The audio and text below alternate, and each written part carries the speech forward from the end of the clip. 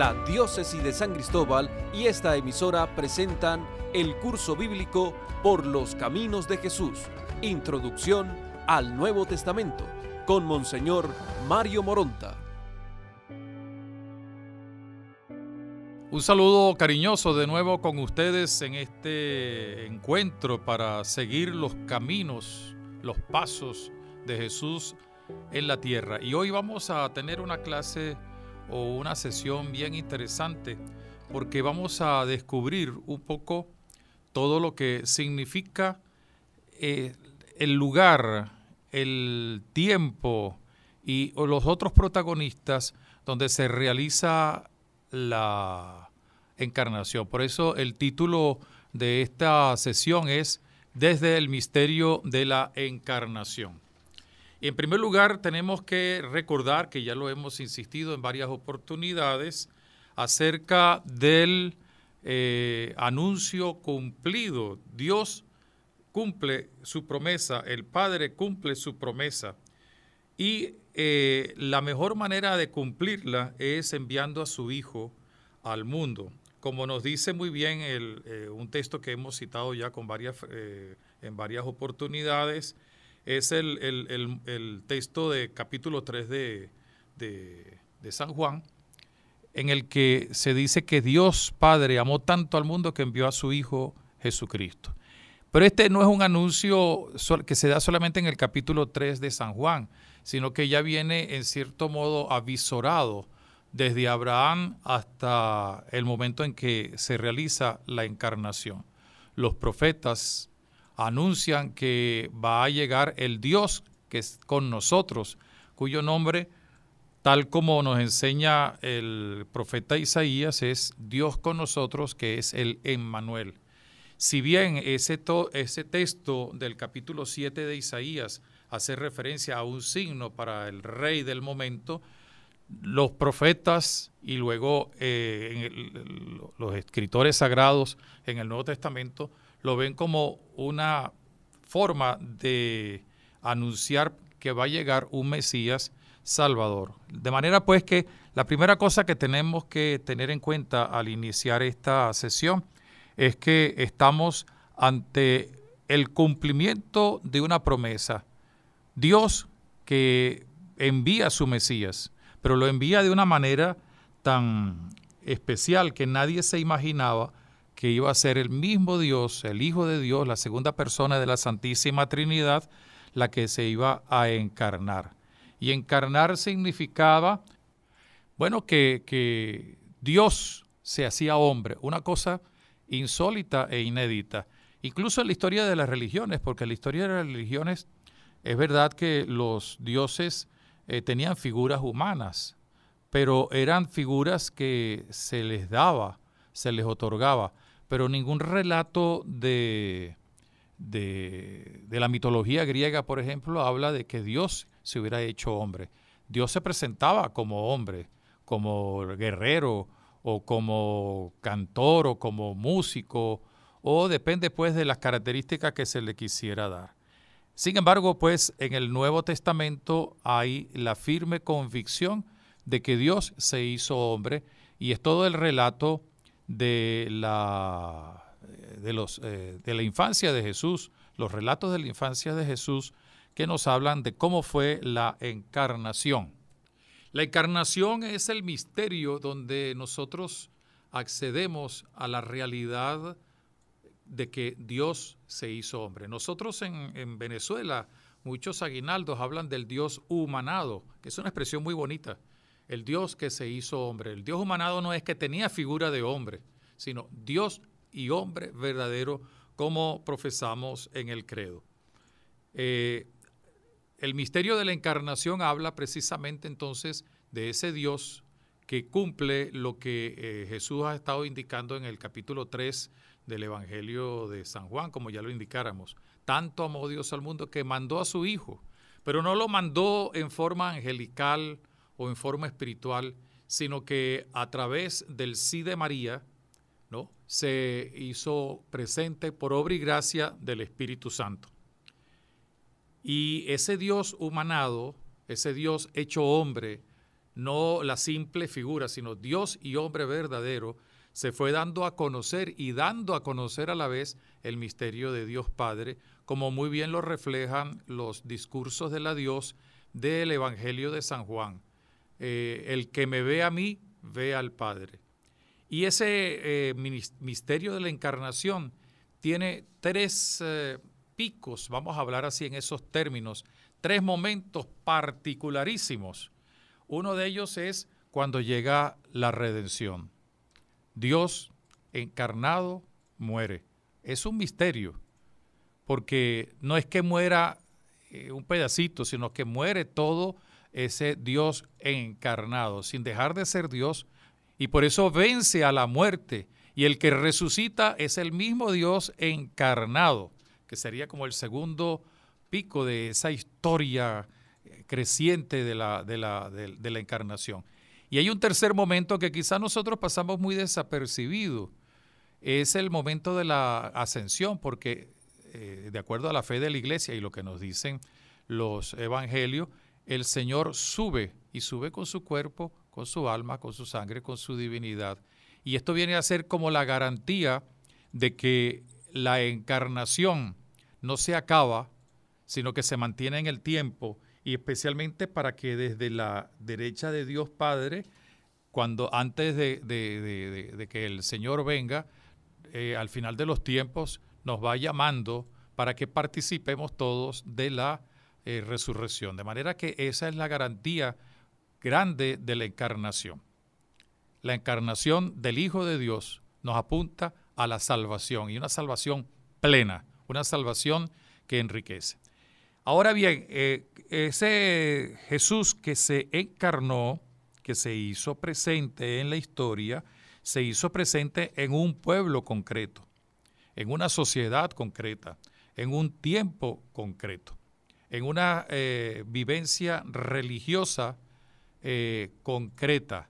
Y es un poco lo que vamos a tratar de ver a continuación. La época de Jesús en su triple dimensión.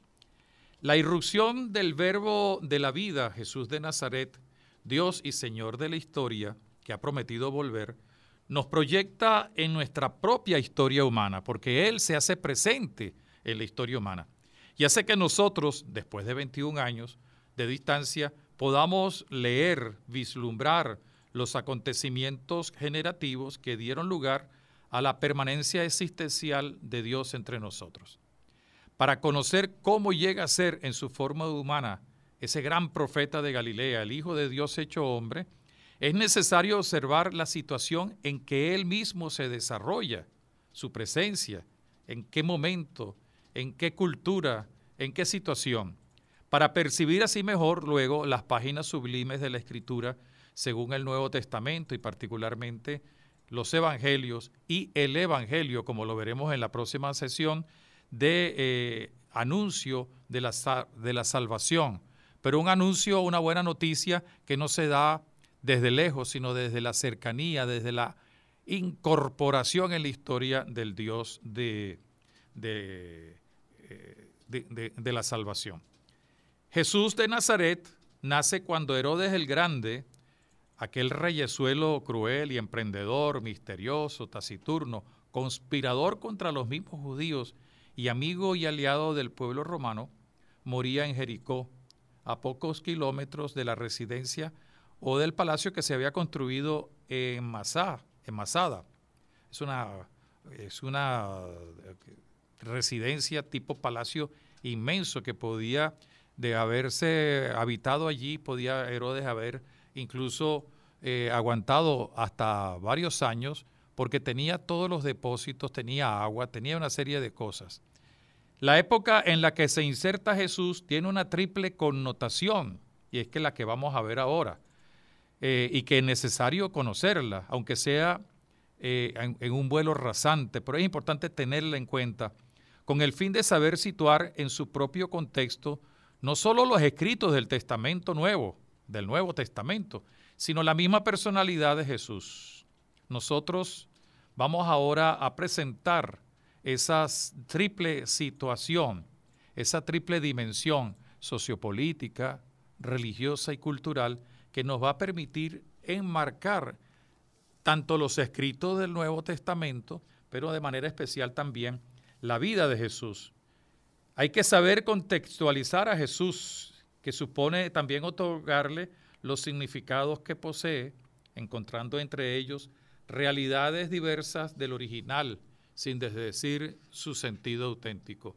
La intencionalidad de los autores, su relación con otros lugares del escrito que estamos leyendo, tanto en el Nuevo Testamento como en la unidad de toda la Biblia. No es lo mismo cuando Jesús está en Galilea que cuando está en Jerusalén. No es lo mismo cuando habla del desierto que cuando habla de los pastos, de las ovejas. No es lo mismo cuando habla en un tiempo de cierta tranquilidad, o cuando lo hace cuando está siendo perseguido y luego entrando en la dinámica de la redención.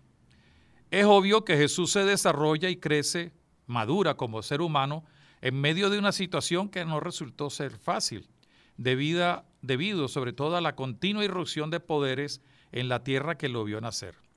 Herodes el Grande reina en Israel el año 40 a.C. hasta el 4 a.C. y provoca en Palestina una situación tensa y difícil. Todo ello es debido al afán centralista de Herodes el Grande, su poder y su arrogancia continua, amén de los impuestos pesados que imponía a los habitantes de aquella época y de aquella tierra, que hacía surgir por doquiera revueltas que eran sofocadas con mano implacable la mayoría de las veces, como diríamos en nuestro lenguaje actual, con gran represión. Los líderes eran de distintos signos. Había gente que estaba por una salida pacífica, otros que buscaban la connivencia, había otros que estaban negociando con los romanos que habían invadido todo el territorio de Palestina, y también había quienes eran como los celotes, los que estaban en contra y buscaban eliminar toda opresión. Vamos ahora a ver rápidamente cómo era la organización, la situación política de la época de Jesús. Primero que nada, ya indicamos, pues, había una dominación de carácter opresor e invasor. Los romanos habían invadido no solamente Palestina, y cuando hablamos de Palestina no lo decimos en los términos modernos de la palabra, sino porque es el término con el que siempre se conoció la Tierra Santa. No tiene nada que ver con la disputa actual de los palestinos o los judíos. La Palestina es el lugar donde vivió el pueblo de Israel, donde vivió Jesús. La Palestina es el sitio donde, se fue extendiendo todo lo que nosotros llamamos la Tierra Santa. Y esa tierra fue invadida por los romanos.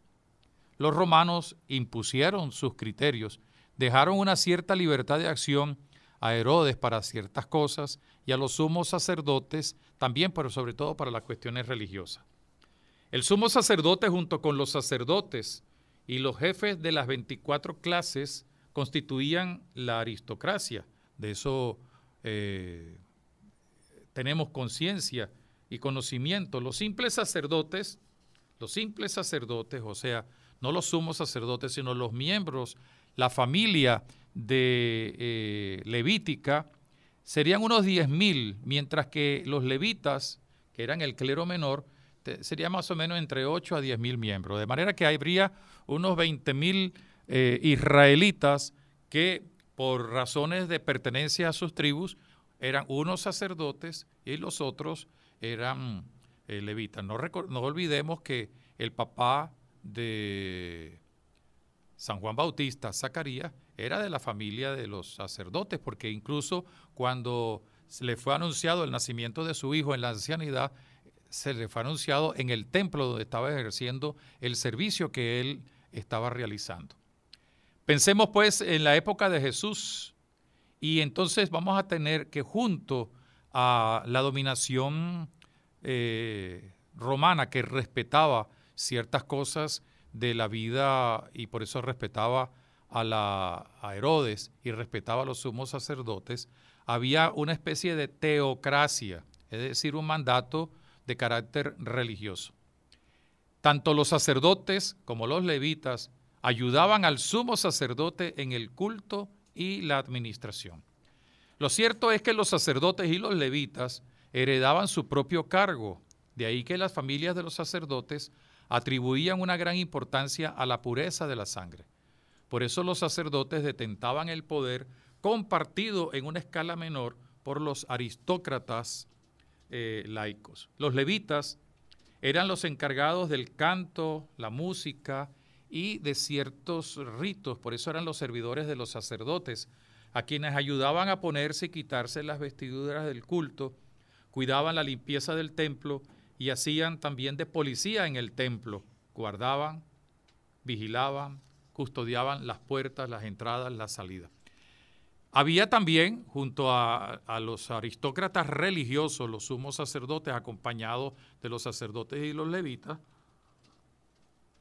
una nobleza laica que estaba presente en el grupo de los ancianos, llamado de los ancianos, y que constituían también desde el punto de vista de la administración el Sanedrín.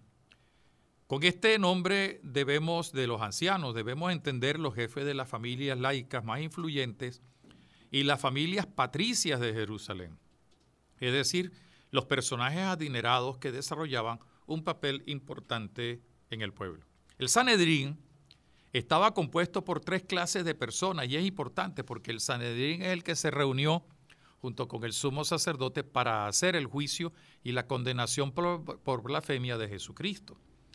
Este Sanedrín pues estaba compuesto por 3 clases de personas con un total de 71 miembros.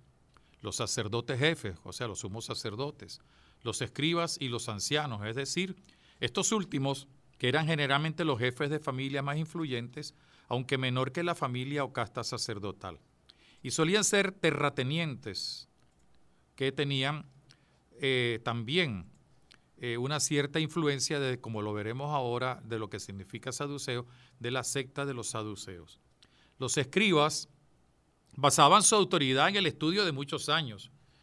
Se consideraban que estudiaban y generalmente eran seguidores de algún maestro que frecuentaban para conocer la tradición y a la vez para tener un método interpretativo seguro, tanto en materia de prescripciones religiosas como de derecho penal, y así poder llegar a ser sabios.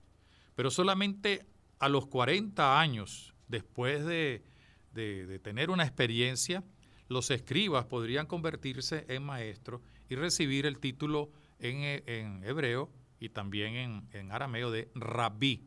Rabí. Rabí significa maestro. Ustedes recordarán que cuando la resurrección a María Magdalena se le aparece Jesús y ella lo reconoce como lo que era, Rabuní, que significa maestro mío. Los escribas componían la tercera parte del Sanedrín y sus decisiones tenían un valor absoluto y vinculante. Por eso las discusiones muchas veces que tenía Jesús con los escribas iban a tentarlo, porque eran los que conocían la ley, los que conocían y enseñaban las prescripciones, y por eso trataban de ver cómo le ponían una trampa a Jesús para que cayera. También sabemos que los únicos que se consideraban como verdadero Israel eran los sacerdotes y los levitas. Después no pertenecían al pueblo los hijos ilegítimos. Eran considerados espurios. Los prosélitos eran generalmente no judíos, extranjeros que se querían convertir y que hacían seguimiento del Dios de Israel. Muchos de los romanos llegaron a ser prosélitos. Y también los esclavos emancipados. Prácticamente no pertenecían al pueblo de Israel. Y también estaba el estrato más bajo, los bastardos, los esclavos del templo, los expósitos, los castrados y los hermafroditas. Los samaritanos también formaban parte del pueblo, pero era el último estrato del pueblo. Junto a los samaritanos ya nosotros vimos a Jesús cuando se encuentra con la mujer samaritana. Algo que es importante es ver también el grupo de los celotas. El grupo de los celotas. Los celotas es un movimiento, dijéramos en términos modernos, un poco terrorista. Forman parte de un movimiento violento que quería por la fuerza la independencia del país de Jesús y el no estar sumisos al poder pagano de los romanos.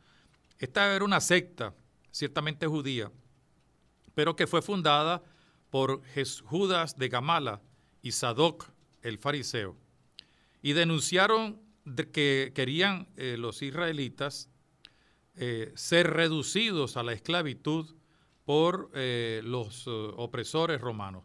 Por eso invitaban al pueblo a rebelarse contra los romanos. Su característica fundamental era la libertad de Sión. Sión es el monte por excelencia y es el nombre religioso que se le daba también a Jerusalén.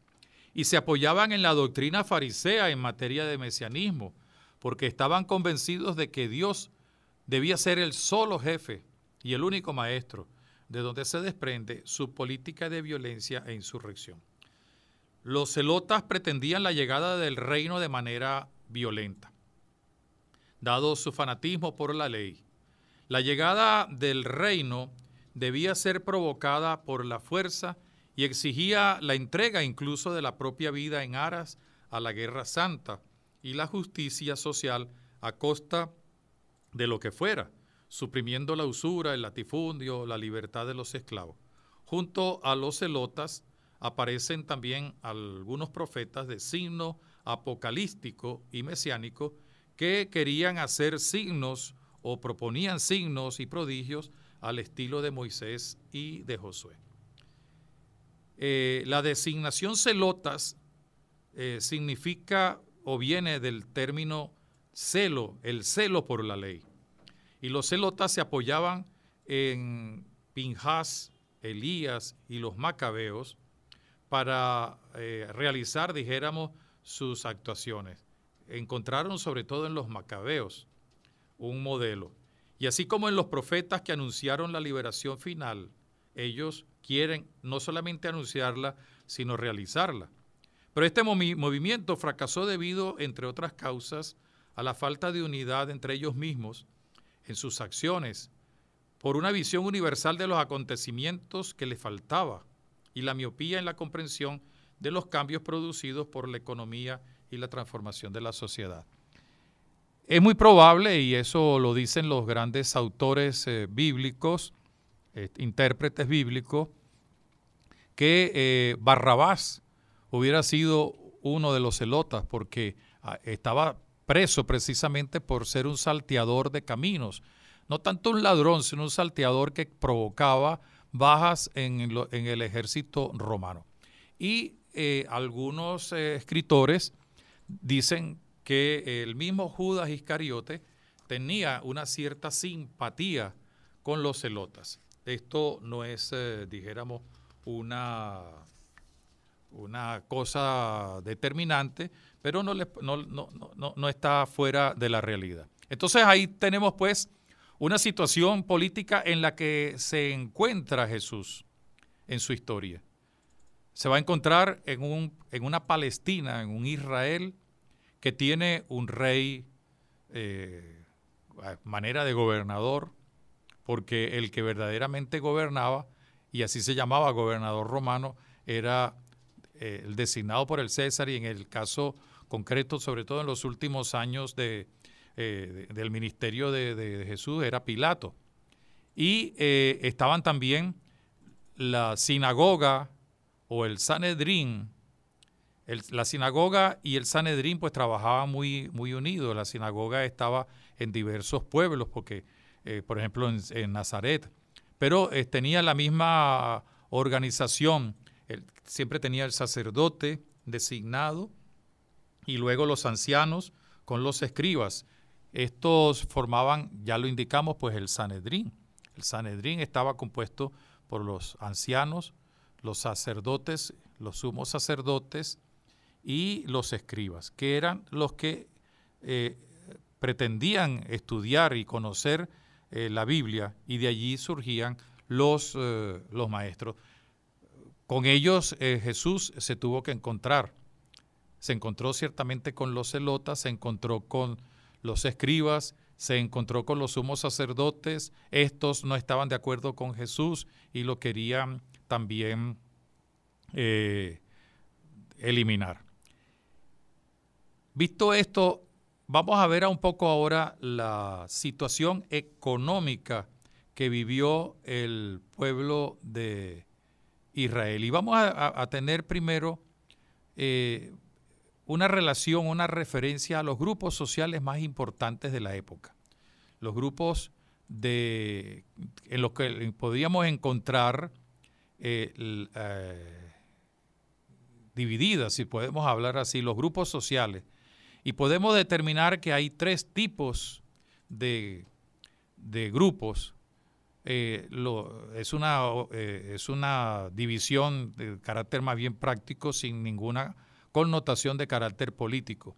Los aristócratas, ya en cierto modo lo mencionamos, ya lo veremos a mencionar, la clase media y los pobres.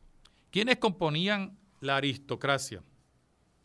Este era el estrado formado por las personas que pertenecían a la corte del rey Herodes, también los cercanos al gobernador romano, por supuesto, los que tenían dinero, los adinerados, pero los adinerados que estaban en la línea, dijéramos, de mando junto con los sacerdotes, no los publicanos, como fue el caso de Zaqueo. Los sacerdotes, los grandes comerciantes y los terratenientes. Estas personas vivían muy bien y en algunos casos con verdadero lujo, lo cual es determinado por los estudios arqueológicos. Los palacios, algunas casas especiales donde se veía la fuerza que tenía esta gente y que en cierto modo no tenía contacto sobre todo con la clase más pobre y la clase media, que era la de los más trabajadores. La clase media estaba formada por comerciantes, artesanos de cualquier ramo, pescadores, por ejemplo. Se puede decir que en cierto modo los discípulos de Jesús, la mayoría era de este grupo de clase media. Pedro y los hijos del Zebedeo pues eran pescadores, tenían una pequeña profesión, un oficio que les permitía vivir. Sin embargo, Jesús tuvo contacto también con algunos de la aristocracia, como es el caso de Nicodemo. No quería aparecer como un gran discípulo de Jesús y por eso acudía a él de noche.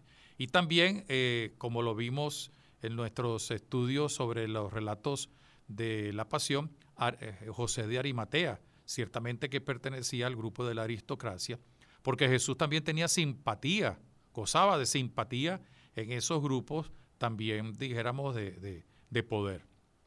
Y luego tenemos los pobres, que eran muy abundantes. ¿Quiénes eran los pobres? Bueno, los obreros, los braceros y todos aquellos que vivían de las ayudas de los demás. Entre estos pobres se encontraban también los mendigos y todos aquellos que llegaron a esta situación por las cargas pesadas de los impuestos debido al sometimiento que tenían del poder establecido. Junto a estos pobres había muchos enfermos y particularmente los leprosos, que eran marginados de toda forma de convivencia comunitaria, por lo que estaban desahuciados y vivían alejados de las ciudades, pueblos y aldeas. Hay algunos libros de historia y de literatura de carácter histórico y algunas películas sobre la vida de Jesús o de la época de Jesús, donde se ve cómo, por ejemplo, los leprosos vivían ni siquiera en casas, sino en una especie de cuevas que estaban a las afueras de las ciudades, y cómo ellos tenían que ir con una campana, una especie de cencerro, como los que utilizan algunos animales guías para el rebaño, para señalar que estaban pasando ellos porque iban buscando algún alimento, alguna ayuda. Y cuando pasaban, la gente se apartaba, no podían estar cerca porque podían contagiar, y el contagio de la lepra pues era la condenación a vivir fuera de la sociedad.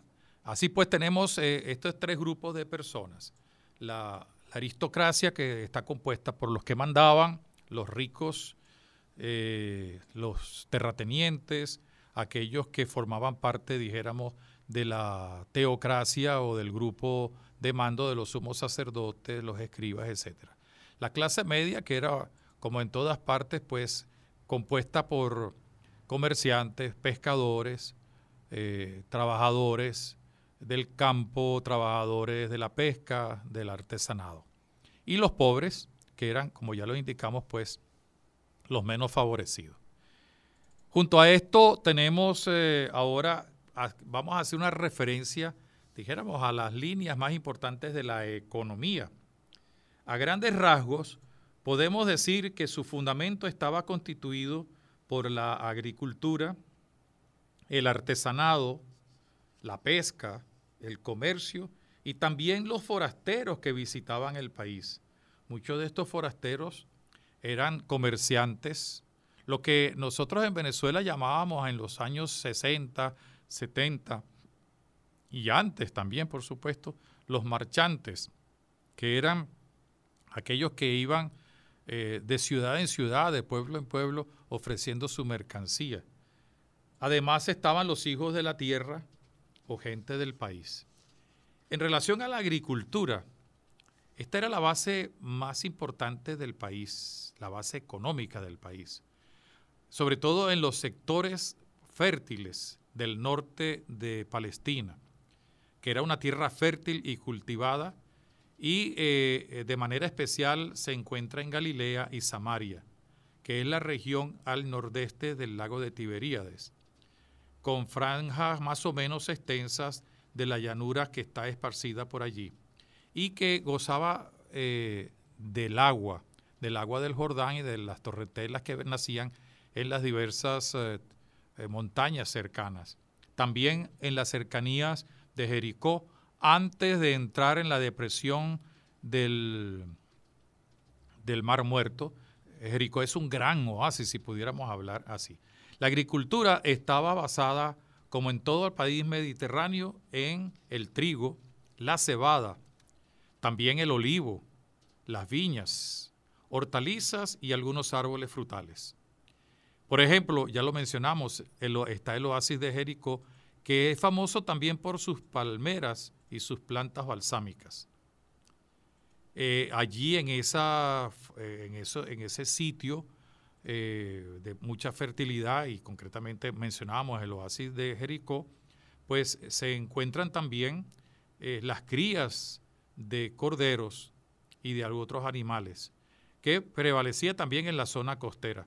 Las montañas de Judea, que eran más bien de carácter desértico, abastecían de cabras y de palomas y de algún otro animal que estaba allí conviviendo con los habitantes. También ya mencionamos la pesca, que es otra de las bases de la economía, sobre todo en la costa del lago de Genesaret o de Tiberíades, se practicaba la pesca. De hecho, ya sabemos que algunos de los discípulos pues eran pescadores. También otra de las cosas que hacían algunas personas, pequeños agricultores, era la cría de abejas para la producción de la miel. El agricultor israelita tiene en todo caso cereales, también junto con el trigo, otros cereales, para hacer ¿qué? El pan.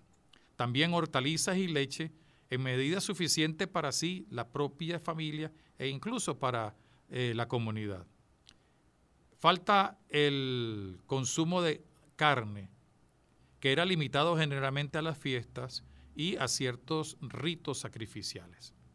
La pesca era importante, la agricultura era importante para la vida económica del pueblo de Israel. Y tenemos también otra cosa que caracteriza la economía del pueblo de Israel, que es el artesanado, es decir, el trabajo manual. Muchos sacerdotes y escribas ejercitaban un trabajo manual. Los fabricantes, ceramistas, los artesanos de la lana, del lino, también desarrollaban un papel importante en el país. Muchos de estos oficios se concentraban en Jerusalén porque era la ciudad más importante. Esto no significa que no lo hubiera en otras ciudades, en otras poblaciones, pero sobre todo Jerusalén porque era como el centro también de llegada de estos productos. También se trataba el cuero, porque había que hacer las sandalias, había que hacer otra serie de cosas que utilizaban los israelitas. Otros oficios servían a la alimentación, como son los panaderos, los pescaderos y los aguadores. Cuando hablamos de pescaderos, no eran los pescadores, sino los pescaderos eran los que vendían o hacían posible la llegada del pescado desde los sitios donde se podían adquirir. Los aguadores, incluso en el relato de la Pasión, se habla de que el Señor había mandado a buscar al burrito y se iban a encontrar con alguien aguador que llevaba el agua. Este era un oficio muy particular porque no había los servicios que existían en otras ciudades de pequeños acueductos o pequeñas fuentes que tenían una especie de tubería. Eso no existía en esa zona, que ya empezaban a darse, por ejemplo, en algunas ciudades romanas, Roma, Neptuno, Ostia, etcétera. Aquí no, entonces había que ir a buscar el agua. Y una de las tareas que tenían muchas veces los hijos y sobre todo las hijas eran ir al pozo a buscar el agua. Fíjense que Jesús se encuentra con la samaritana precisamente en un pozo, el pozo de Jacob, porque allí fue a buscar la samaritana, el agua. Y los aguadores eran gente que iba a buscar el agua y la vendían. Eran repartidores de agua. Los médicos también formaban parte del gremio de los artesanos. El templo con su culto ocupa un número grandísimo de artesanos, sobre todo los canteros, los carpinteros y los decoradores. En la producción de todo objeto recuerdo están interesados los orfebres, los plateros y los escribanos, es decir, aquellos que hacían los exvotos que llevaban los israelitas devotos pues, al templo. Los escribanos confeccionaban rótulos de pergamino, de papiro, con textos de la ley o de los profetas. Y por último tenemos otra, denominación de la economía como es el comercio. Durante el siglo I, las principales importaciones de Palestina son la madera, los metales y los artículos de lujo y determinados géneros de alimentación. Particular relieve tiene la madera de cedro del Líbano y otras maderas del Asia Menor, los metales de Corinto, las manufacturas que venían de la península itálica, el vidrio de Sidón, las piedras preciosas y el oro de la Arabia, las telas y los perfumes de Mesopotamia y de la India, el pescado salado que venía de la Iberia, de la península ibérica, la miel de Creta, los quesos de Bitinia. Las exportaciones consisten casi únicamente en productos agrícolas como trigo, aceite, sustancias balsámicas, miel e higos. Y las principales vías comerciales provienen del este del Jordán. No llegan necesariamente a Jerusalén, pero sí directamente a la costa, o al norte o al sur del lago de Genesaret, y de ahí se iban distribuyendo en caminos que llegaban a Jerusalén o llegaban a otros sitios de Palestina. Eran caminos a través de las zonas desérticas de Palestina. Hasta aquí podemos nosotros ver un poco el retrato de la situación económica, de la situación política de la época de Jesús. Se nos acaba el tiempo de esta sesión, pero en la próxima que vamos a tener, vamos a continuar hablando de la situación religiosa y de la situación cultural y un poco de cómo se debe realizar, teniendo en cuenta esto, la interpretación de la Sagrada Escritura. No olviden ustedes de si tienen algún comentario, alguna pregunta, alguna duda, pues hacerla llegar a través del correo electrónico de la dirección que tenemos, caminos@gmail.com. Repito, caminosintro, todo pegado, caminosintro@gmail.com. Y luego que terminemos en la próxima sesión este capítulo, esta parte bonita que nos va introduciendo, fíjense, en el mundo en el que se encontró Jesús, ustedes podrán encontrar en la página web de la diócesis de San Cristóbal.online, es decir, diócesis de San Cristóbal.online, el texto, el esquema de lo que estamos viendo, con algún material de apoyo que nos permite profundizar un poco en la Sagrada Escritura, en la vida de la Iglesia y algunos elementos relativos a la encarnación. Los saludamos, los esperamos, no dejen de acompañarnos en la próxima sesión donde culminaremos este capítulo que tiene como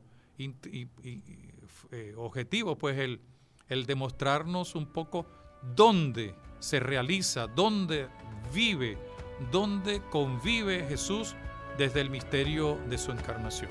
Que Dios nos siga bendiciendo hasta la próxima sesión. La Diócesis de San Cristóbal y esta emisora presentaron el curso bíblico Por los Caminos de Jesús con Monseñor Mario Moronta. Los audios y textos disponibles en la página web diócesisdesancristóbal.online.